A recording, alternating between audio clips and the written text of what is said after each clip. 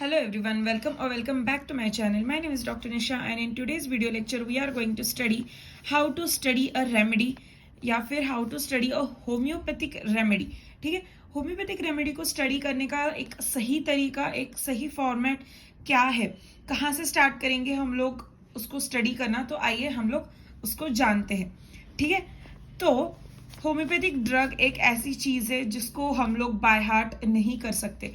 अगर हम लोग उसको समझ के नहीं लेंगे तो तब तक हमारा कुछ नहीं हो सकता. पता है क्यों? क्योंकि है ना, बहुत सारे रेमेडीज, बहुत सारे ड्रग्स ना, एक ही ग्रुप के अगर आप लोगों ने ना रेमेडीज देखे तो बहुत सारे कैरेक्टरिस्टिक सिम्टम्स दिखते, लेकिन वो डिफ्रेंशिएट कैसे करेंगे हम लोग? उसमें के कॉमन और कैरेक्टरिस्टिक सिम्टम्स को सॉर्ट आउट करके या फिर अलग अलग करके हम लोग उसको डिफ्रेंशिएट करेंगे. Because each and every remedy is different. Each and every remedy has their own characteristic symptoms and PQRS symptoms. उसको ही बोलते हैं PQRS सिम्टम्स. ठीक है, तो आइए देखते हैं हम लोग की कैसे कैसे स्टडी करना. पहले तो full name of a drug. Full name जानना क्यों जरूरी है? क्योंकि है ना, हम लोग अभी ट्रिलियम पेंडुलम, सिर्फ ट्रिलियम, हाँ, तो ट्रिलियम पेंडुलम की और एक पेंडुलम से और एक टिग्नैम. ठीक है, ये जो है ना, ऐसे नाम अलग अलग रहते. ठीक है, फिर पल्सेटिला नाइग्रिकन्स, हाँ, पल्सेटिला और एक नाम है, आई हैव फॉरगॉट, वी से कुछ नाम है उसका. ठीक है, तो है ना, ऐसे बहुत सारे रेयर रेमेडीज भी आते हैं डबल नेम में. बहुत सारे अलग अलग देशों के रेमेडीज आते हैं अलग नाम में. तो है ना, वो सब कुछ उससे हम लोग या फिर हमारा केमिस्ट, वो दोनों भी कंफ्यूज हो जाते हैं, फिर पेशेंट भी कंफ्यूज हो जाते हैं. इसीलिए हमें फुल नेम जानना बहुत ज्यादा जरूरी है and exam point of view से इसके लिए मार्क्स होते हैं. देन कॉमन नेम भी जानना जरूरी है एग्जाम पॉइंट ऑफ व्यू के लिए. तो कॉमन नेम बहुत ज्यादा इंपॉर्टेंट है बिकॉज 2 मार्क्स के लिए हमेशा कॉमन नेम्स आते ही आते, एक या दो क्वेश्चंस तो उस पर गिरते हैं. ठीक है, देन आता है family and prover. Why it is important to study the family और अ प्रूवर. ठीक है, तो प्रूवर का ठीक है एग्जाम पॉइंट ऑफ व्यू के लिए हो गया, लेकिन फैमिली क्यों इंपॉर्टेंट है स्टडी करना? तो फैमिली से हमें पता चलता है कि क्या क्या कैरेक्टरिस्टिक सिम्टम्स उस फैमिली में कॉमनली फॉलो करते हैं. लाइक कॉमन सिम्टम्स एक फैमिली में बहुत सारे होते हैं, हाँ, उससे हम लोग है ना, रेमेडी का पता चलता है. तो हम लोग 2 रेमेडीज को डिफ्रेंशिएट करने के लिए बहुत ज्यादा इजी रहता है हम लोगों के लिए. So it is important for that. Then sources, obviously you should know the source from where it is coming.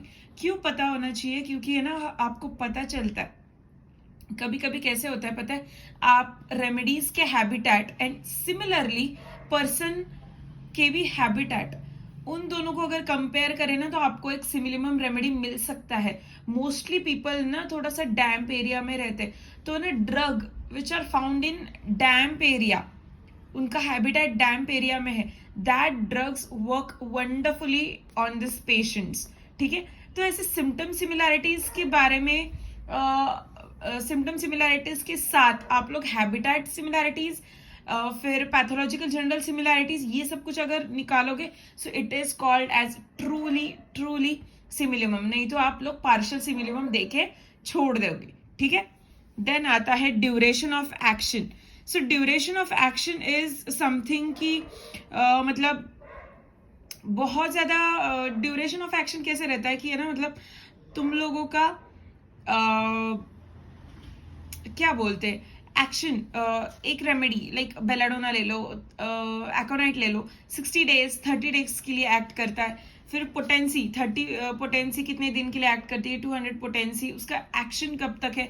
वो तब तक हम लोग क्या बोलते हैं उसको, वेट एंड वॉच करने बोलेंगे पेशेंट को. या फिर आप सिम्टम्स निकालोगे, अगर कुछ नए सिम्टम्स दिखते हैं, रेमेडीज के सिम्टम्स दिखते, वो सारी चीजें आपको पता चलती है by the duration of action. Then sphere of action. तो स्पीयर ऑफ एक्शन में क्या पता चलता है कि है ना, वो रेमेडी एग्जैक्टली कहाँ पे एक्ट करती है? नर्व्स पे एक्ट करती है, फिर कहाँ पे, मतलब ब्रेन पे एक्ट करती है या फिर स्पाइनल कॉर्ड में एक्ट करती है, GI में एक्ट करती है, कहाँ पे एग्जैक्टली एक्शन उसका है और कैसे उसका एक्शन है, तो वो भी आपको पता चलता है। तो वो कैसे पता चलेगा? तो पैथोफिजियोलॉजी से पता चलेगा, ठीक है। तो ड्रग का पैथोफिजियोलॉजी जानना, फिर डिसीज का पैथोफिजियोलॉजी जानना बहुत ज्यादा इंपॉर्टेंट होता है, ठीक है। Clinically it has more important, okay. Then miasms, again you know why miasms are most important, just because कि मायाजम्स का थ्रेड हर एक रेमेडीज का बेस होता है, हर एक पेशेंट को ट्रीट करने का बेस होता है। अगर एक्यूट हो गए तो you are not really bothering for the miasms, but if you are treating a chronic case then you must bother the miasms, ठीक है। तो इसीलिए मायाजम या फिर background of remedy with the miasm बहुत ज्यादा इंपॉर्टेंट रहती है। Then temperament and diathesis, diathesis को तो भी ठीक है, आपको एक रन ऑफ से पता चलता है कि रन थ्रू रेमेडीज में क्या क्या है, उससे डायथेसिस का अंदाजा मिलता है, पेशेंट से केस से आपको अंदाजा मिल जाता है। लेकिन टेम्परामेंट जो रहता है, तो टेम्परामेंट आपको रेमेडीज का अच्छे से पता होना चाहिए, मतलब जो भी आप लोग ड्रग दे रहे हो उनका टेम्परामेंट, मायाजम्स, थर्मल्स, ये सारी चीजें आपको अच्छे से पता होनी चाहिए। फिर thermals, if you are selecting 2 remedies और पेशेंट के थर्मल्स दोनों रेमेडीज को डिफ्रेंशिएट करने के लिए हेल्प करते, तो आपको थर्मल्स इसीलिए जानना बहुत ज्यादा जरूरी पड़ता है, ठीक है। तो अगर आप लोग 2 रेमेडीज से कंफ्यूज हो और आपका थर्मल अगर एक रेमेडी से मैच करता है, then you give that person that remedy because it is truly a similimum medicine for that particular patient, ठीक है। पार्शियल सिमिलिमम देना और सिमिलिमम मेडिसिन देना इज क्वाइट डिफरेंट, ठीक है। देन एलिमेंट्स फ्रॉम, ऑब्वियसली अगर एक पेशेंट को आपको पता चलता है कि एलिमेंट फ्रॉम क्या क्या है, हाँ, क्यों कॉज हो रहा है, तो आपको रेमेडी सिलेक्शन के लिए बहुत ज्यादा इंपॉर्टेंट या फिर बहुत ज्यादा हेल्प मिलती है, ठीक है। अगर रेमेडी सिलेक्शन अच्छे से होगा तो everything goes very well, right. Then mentals, आप अगर मेंटल सिम्टम पे रेमेडी या फिर ड्रग प्रिस्क्राइब करोगे ना, then I am damn sure कि आप कभी भी आपका प्रिस्क्रिप्शन गलत नहीं हो सकता, बिकॉज आई डू, मैं हमेशा मेंटल्स पे ही देती हूँ remedy, and I only and only take mentals in detail with the pathophysiology, with the pathological symptoms, with other everything, ठीक है। लेकिन मोर ओवरली मेरा फोकस मेंटल्स पे रहता है, जस्ट बिकॉज कि अगर अब हम लोगों को एक थ्रेड मिलता है ना, then will pin to that thread और फिर हाँ, sorted, everything is sorted. So you should know the mentals, exact mentals of that patient. सो आप पेशेंट को कंफर्टेबल करो, अगर आपका पेशेंट ऑलरेडी कंफर्टेबल है then put a hand on mentals, but अगर पेशेंट कंफर्टेबल नहीं है then wait for 1 sitting, 2 sitting, you can wait for 3 sittings, but you make that patient comfortable and then grab or then put the hand on mentals, and then you will see कि you will get a drastic results या फिर drastic change in that patient with your similimum drug, ठीक है। Then physical generals, obviously mentals important है तो उसके साथ ही physical generals बहुत ही ज्यादा इंपॉर्टेंट होते हैं। मोडालिटीज तो क्या ही बताऊं मैं मोडालिटीज के बारे में, बहुत ही इंपॉर्टेंट है। लाइक एग्रीवेटिंग फैक्टर क्या है, एमुलेटिंग फैक्टर क्या है, इससे कभी कभी पता है एक्यूट प्रिस्क्रिप्शन के लिए अगर आपको पता है कि चलो एग्रीवेटिंग मोडालिटी पता होगी ना आपको, आप लोग ऐसे रेमेडी दोगे सिम्टम्स पे ऐसे, ठीक है। तो इसीलिए हमें मोडालिटीज जानना बहुत ज्यादा इंपॉर्टेंट है।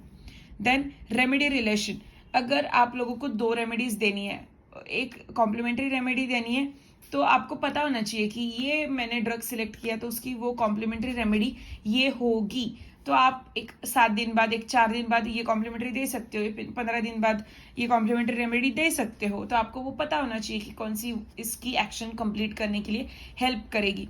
फिर आपको पता होना चाहिए कि ये एंटीडोट करता है ड्रग, ये ड्रग इनेमिकल है, ये सब कुछ आपको पता होना चाहिए। इसलिए आपको रेमेडी रिलेशनशिप हर रेमेडीज का जानना बहुत ज्यादा इंपॉर्टेंट है, ठीक है।